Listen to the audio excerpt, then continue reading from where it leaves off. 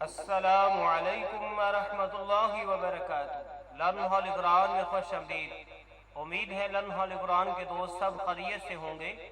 آج آپ کی خدمت میں حدیث رسول صلی اللہ علیہ وسلم پیش کرنے لگے ہیں جھوٹ اور بہتان کے متعلق۔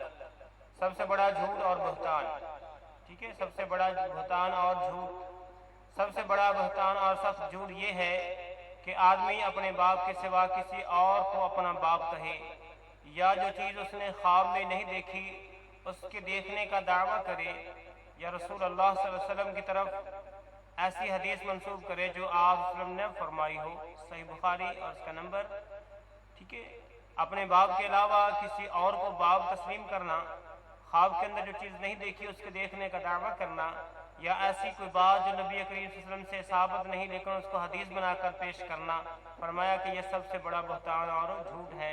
اللہ سے دعا ہے کہ اللہ تعالی ہمیں ان تین چیزوں سے محفوظ فرمائے، آمین۔ آج کے لیے اتنا ہی، اللہ حافظ۔